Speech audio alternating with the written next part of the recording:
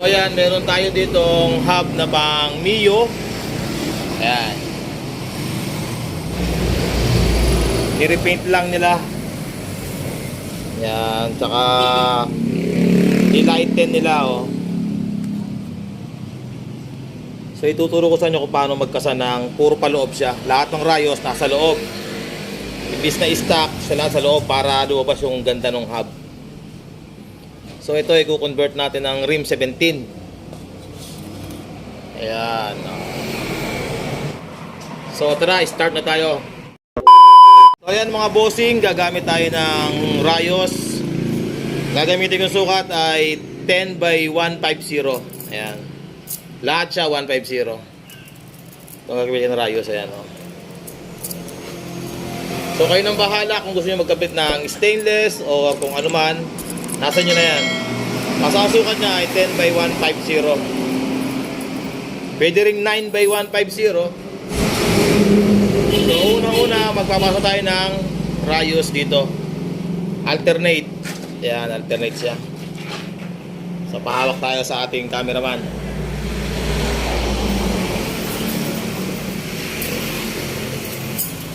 So yan mga bossing, pass tayo ng isa. O dahan-dahanin lang dahil makinis yung pagkakapintura nitong hub nila. Yan, alternate lang. Pasok sa isang butas, bakante, pasok, bakante. Yan, o.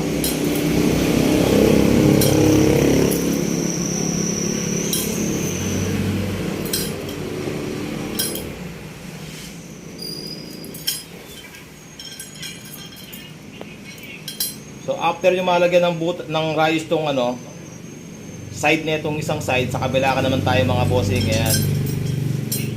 Ganun din mga bossing. Lagyan ng rayos, bakanting isa, pasok, bakante. So dito tayo maglagay. Ito tandaan nyo mga bossing. Ayan, oh. Tutok mo. Tandaan nyo itong isang rayos na yan. Dito ay sa butas ito maglalagay. Huwag dito at may hirapan kayo magkasa. Dito, ayan, oh. Paatras sa kanya. Oh. Bakante. Pasok, bakante. Pasok, bakante, pasok. Ayan.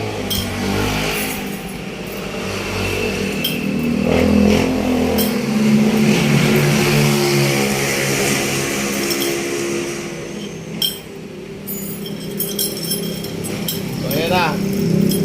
Lalagyan na natin ng rayos itong kanyang butas. Bakante, bakante, bakante. Basta alternate lang siya. Ganun din sa kabila. Alternate lang. So kuha tayo ng dalawa. Ayan.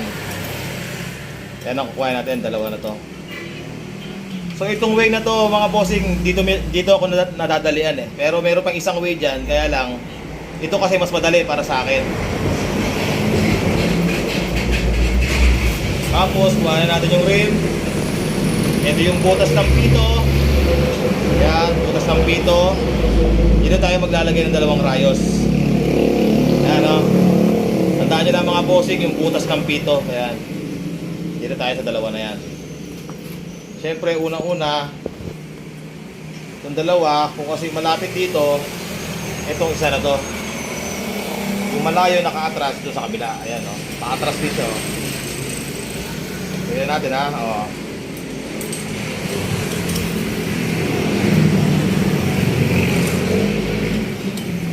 Ayan, diba? Yung butas dito naka-atras, yung gawi dito. Itong medyo malapit sa pito, ito na uuna. Ayan. Para hindi kayo maligaw.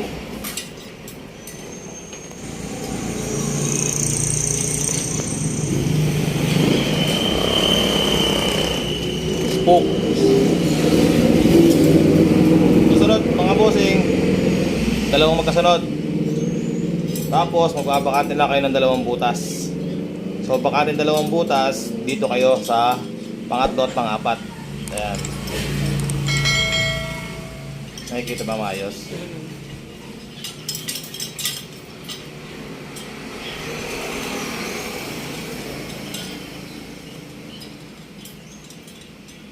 Ayan. Sunod, dalawang rayos ulit sa ilalim. Yan o mga bossing o. Sundan nyo lang na maayos. Bakante, 2 butas. Ayan.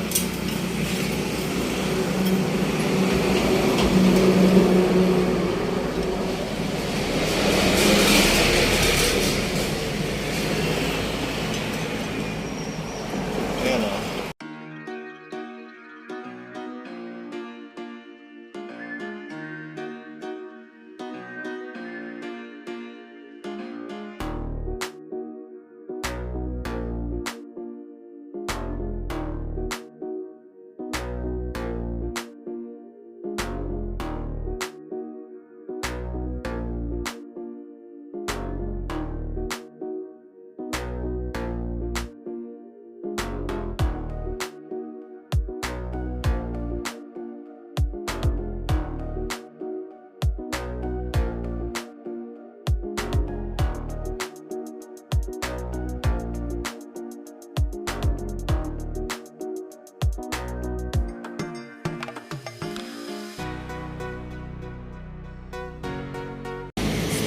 So ayan mga bossing, na ikabit na yung mga rayos. Yung una, pihitin nyo lang ng papunta sa kaliwa. Ayan o, hanggang sa lumapat dito yung kanyang mga ulo. Ayan o, ganyan ang kakalabasan yan. Bakante 2, pasok 2, bakante. Ayan. Pag nagkamali kayo dyan, isang mali lang mga bossing, magpapaklas kayo ulit. So itong pangalawang ano natin, ito pinakapanlapas natin, ito. So ipasok din dito. Yan. Kasi standard na kasa, dapat din yan. Yan. Pag ganyan ang style niya. So gusto nga nung nagpapagawa sa atin paloob para makita yung mga design ng kanyang hub. Kaya puro paloob. So ito gawin natin. Pasok dyan. Pilit dito. Balik. Nakita ba? Ayan o. Papasok nyo pa loob. Ipihit nyo lang dyan. Papasok nyo. Papasok ulit tayo ng isa. Ipihit. Babalik. Ayan. Hanggang sa mabuo nyo na itong isang side na to.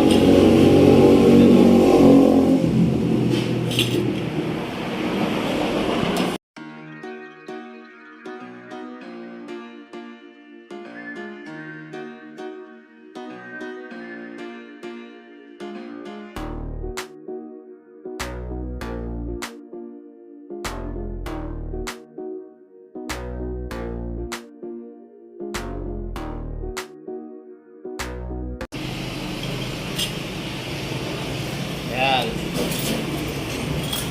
So ayan, muna yung ating isang side. So ganoon din sa kabilang side gagawin natin. Ayan. Papasok na tayo ng isa. Pilitin. Ito naman kabila. Kabila tayo, ayan.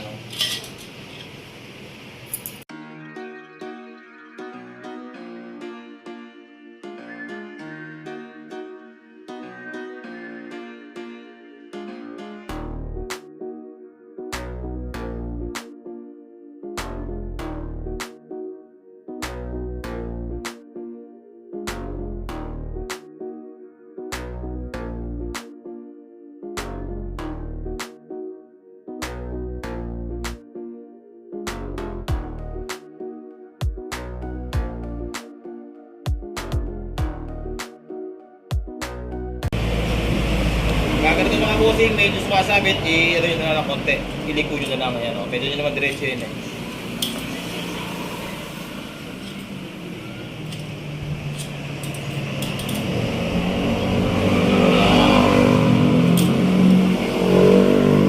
So ayan mga bossing, lahat na ipasok natin lahat ng rayos. Ayan, puro paloob na siya o. Ganyan mo sa kabila.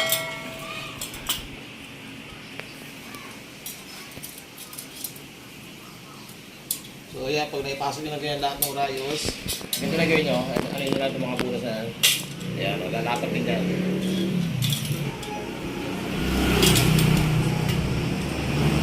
Ayan, so ganyan, medyo malapit na siya. So ito, ayan, dito siya nagkakapasok.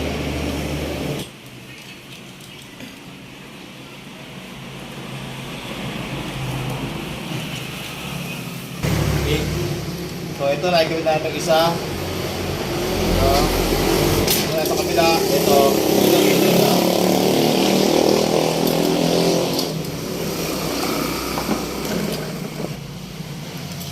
So ito na isa. So ito, harap tayo ito.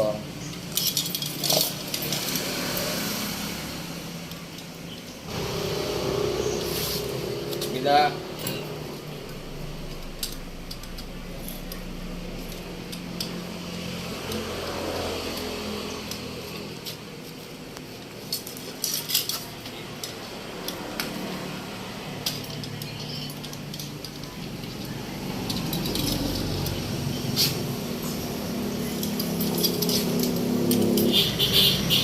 So mga bossing, pwede rin siyang ito muna buong side na itong tirahin nyo.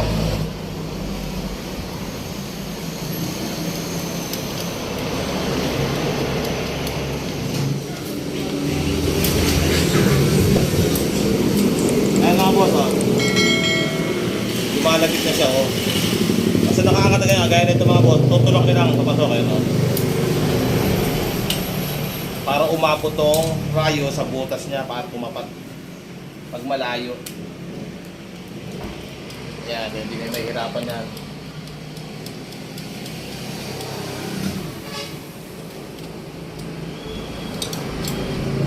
Kaya yan, no? Malayo siya. So, itong mga ulo na yan, tutulak natin yan. Ayan, no? Dumikit na siya.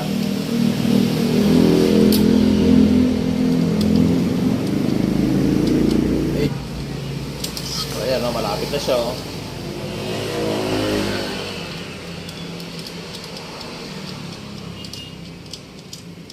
Yan, pagka medyo malapit, kahit di gumamit ng flat screw, magaan lang siyang ikutin. So itong side na to, last na lang. Ayan.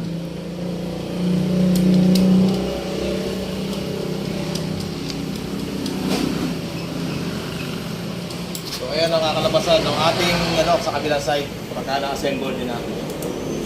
So dito muna sa kabila. Ayan na rin, oh. Tayo ng dalawa. Yung mga to, ayan, malapit na lang.